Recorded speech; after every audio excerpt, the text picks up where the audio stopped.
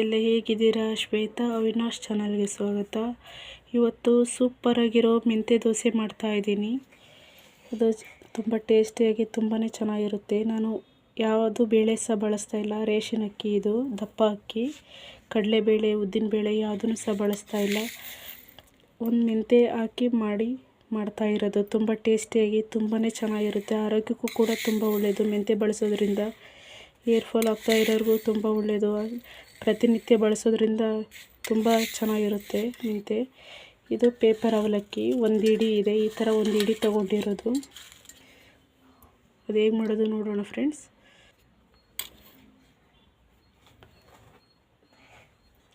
ಈ ಲೋಟ, ಚಿಕ್ಕ ಲೋಟ,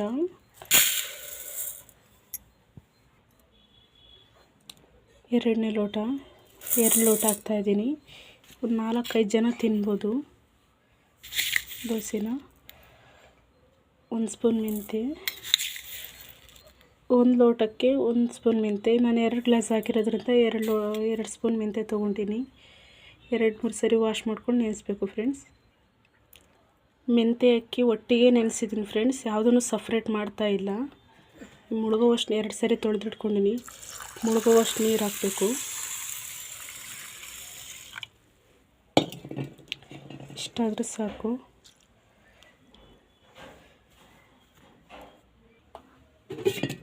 ಪ್ಲೇಟ್ ಮುಚ್ಚುತ್ತಾ ಇದ್ದೀನಿ. ಒಂದು 8 ಗಂಟೆ ನೆನೆದ್ರೆ ಸಾಕಾಗುತ್ತೆ. ಟೈಮ್ ಇದ್ದರೆ 8 ಗಂಟೆ ನೆನೆಸ್ಕೊಳ್ಳಿ. ಟೈಮ್ ಇಲ್ಲ ಅಂದರೆ 6 ಗಂಟೆನಾದರೂ ನೆನೆಬೇಕು. ಅಕ್ಕಿ ಎಷ್ಟು ಚೆನ್ನಾಗಿ ನೆನೆಯುತ್ತೆ ಅಷ್ಟು ಚೆನ್ನಾಗಿ ದೋಸೆ ಚೆನ್ನಾಗಿ ಉಬ್ಬಿ ಬರುತ್ತೆ.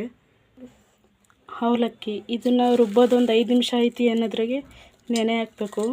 ದಪ್ಪ ಅವಲಕ್ಕಿ ಆದರೆ ಒಂದು ಅರ್ಧ ಇಡಿ, ಮುಕ್ಕಾಲು ಇಡಿ ತೊಗೊಳ್ಳಿ. ನಾನು ಪೇಪರ್ ಅವಲಕ್ಕಿ ತೊಗೊಂಡ್ರಿಂದ 1 ಇಡಿ ತೊಗೊಂಡಿನಿ. 1 ಇಡಿ ಸಾಕಾಗುತ್ತೆ. ಅಕ್ಕಿ ಒಂದು 8 ಅವರ್ ನೆಂದಿದೆ. ಬೆಳಗ್ಗೆ 10 ಗಂಟೆ ನೆನೆಸಿದ್ದು ಫ್ರೆಂಡ್ಸ್. ಹೀಗಾಗಿದೆ. ಎಷ್ಟು ನೀಟಾಗಿ ನೆಂದಿದೆ. ಇಷ್ಟ ಆದ್ರೆ ಆಯಿತು. ಅವಲಕ್ಕಿ 5 ನಿಮಿಷ ರುಬ್ಬೋದ್ರಲ್ಲಿ ಇದೆ ಅನ್ನೋದ್ರಲ್ಲೇ ನೆನೆಸಿದ್ದು ಪೇಪರ್ ಅವಲಕ್ಕಿ. ರುಬ್ಬೋಣ ಫ್ರೆಂಡ್ಸ್. ಈಗ ಮಿಕ್ಸಿ ಜಾರ್ ತೊಗೊಂಡಿನಿ, ರುಬ್ಲಿಕ್ಕೆ ಹಾಕ್ತಾಯಿದ್ದೀನಿ.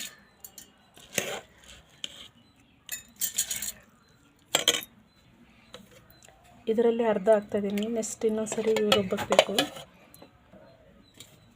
ರುಬ್ಲಿಕ್ಕೆ ಒಂದು ಸ್ವಲ್ಪ ನೀರು, ನೈಸಾಗಿ ರುಬ್ಬಬೇಕು. ರುಬ್ಬಿದ್ದೀನಿ. ಇಷ್ಟು ನೈಸಾಗಿ ಬರಬೇಕು.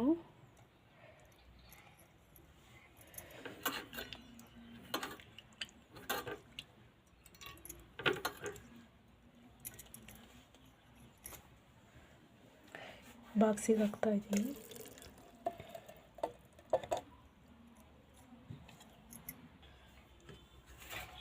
ಅವಲಕ್ಕಿ ಇದನ್ನು ಸಾಕ್ತಾಯಿದ್ದೀನಿ. ರುಬ್ಲಿಕ್ಕೆ ಒಂದು ಸ್ವಲ್ಪ ನೀರು, ಇಷ್ಟಾದರೆ ಸಾಕು. ಇದನ್ನು ಸಹ ಮಿಕ್ಸ್ ಮಾಡೋಣ. ಇದು ಸಹ ರುಬ್ಬಿದ್ದೀನಿ. ಇದನ್ನು ಸಹ ಹಾಕ್ತಾಯಿದ್ದೀನಿ.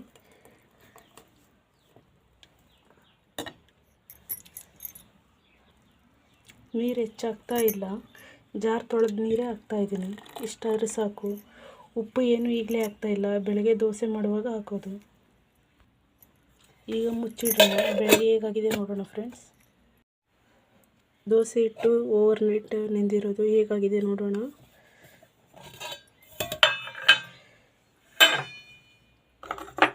ನೋಡಿದ್ರಲ್ಲ ಫ್ರೆಂಡ್ಸು, ಸೋಡಾ ಹಾಕಿಲ್ಲ, ಬೇಳೆ ಯಾವುದನ್ನು ಸಾಕ್ತಿಲ್ಲ. ಎಷ್ಟು ಚೆನ್ನಾಗಿ ಬಂದಿದೆ.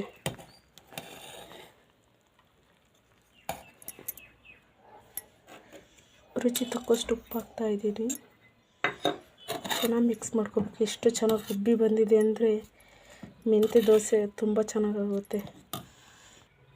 ಕಬ್ಬಿಣದ ಹೆಂಚು ಬಿಸಿ ಇಟ್ಟಿದ್ದೀನಿ. ಈ ಬಾಳೆ ದಿಂಡಿನಲ್ಲಿ ಹಚ್ಚುತ್ತಾಯಿದ್ದೀನಿ ಫ್ರೆಂಡ್ಸ್. ಈಗ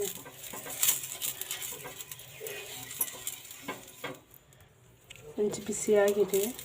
ಎಣ್ಣೆ ಹಚ್ಚಿದ್ದೀನಿ. ದೋಸೆ ಹಿಟ್ಟು ಹಾಕ್ತಾಯಿದ್ದೀನಿ ಫ್ರೆಂಡ್ಸ್.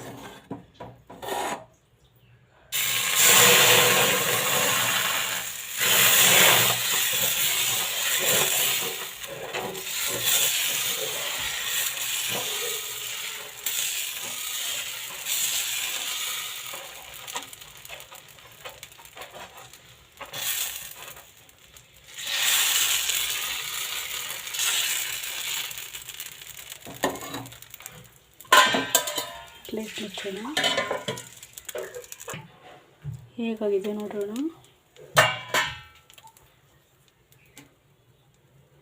ಸ್ವಲ್ಪ ಎಣ್ಣೆ ಹಾಕ್ತಾಯಿದ್ದೀನಿ ಮೇಲೆ.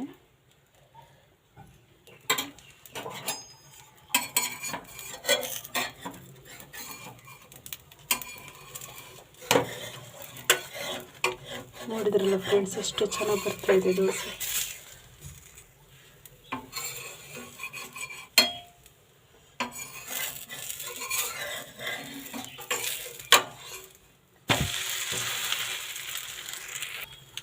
ನೋಡಿ ಫ್ರೆಂಡ್ಸ್, ಹೇಗಾಗಿದೆ.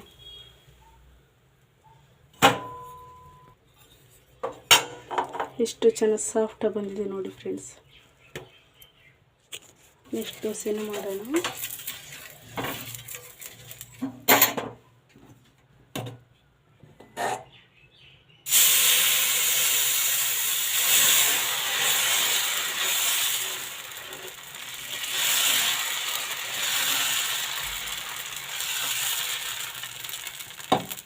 ಉದ್ದಿನಬೇಳೆ, ಸೋಡಾ ಯಾವುದೂ ಸಾಕಿಲ್ಲ, ಹಾಗೆ ಮೆಂತ್ಯ ದೋಸೆ ಎಷ್ಟು ಚೆನ್ನಾಗಿ ಬರ್ತಾ ಇದೆ ಅಲ್ವಾ.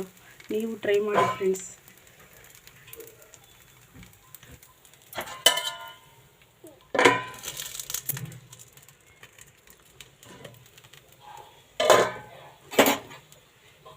ಸ್ವಲ್ಪ ಎಣ್ಣೆ ಹಾಕೋಣ. ಎಣ್ಣೆ ಸ್ಕಿಪ್ ಮಾಡಿ ಹಾಗೇನು ಮಗುಚ್ಬೋದು.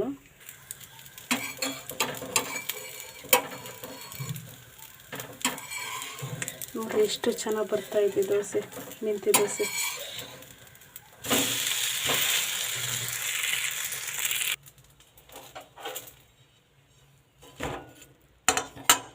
ನೋಡಿದ್ರಲ್ಲ ಫ್ರೆಂಡ್ಸ್, ಏನು ಸೂಪರಾಗಿ ಬಂದಿದೆ ಮೆಂತ್ಯ ದೋಸೆ. ಮಸಾಲೆ ದೋಸೆನೂ ಮಾಡ್ಕೋಬೋದು ಇದರಲ್ಲೇ. ನಾನು ಹಂಗೆ ಸೆಟ್ ದೋಸೆ ಥರನೇ ಮಾಡಿದ್ದೀನಿ. ಪಲ್ಯ ಜೊತೆಗೆ ಟೇಸ್ಟ್ ನೋಡೋಣ ಫ್ರೆಂಡ್ಸ್. ನೋಡಿದ್ರಲ್ಲ ಫ್ರೆಂಡ್ಸ್, ಬದನೆಕಾಯಿನ ಪಲ್ಯ ದೋಸೆ ಏನು ಸೂಪರಾಗಿದೆ. ಎಷ್ಟು ಸಾಫ್ಟಾಗಿದೆ ದೋಸೆ.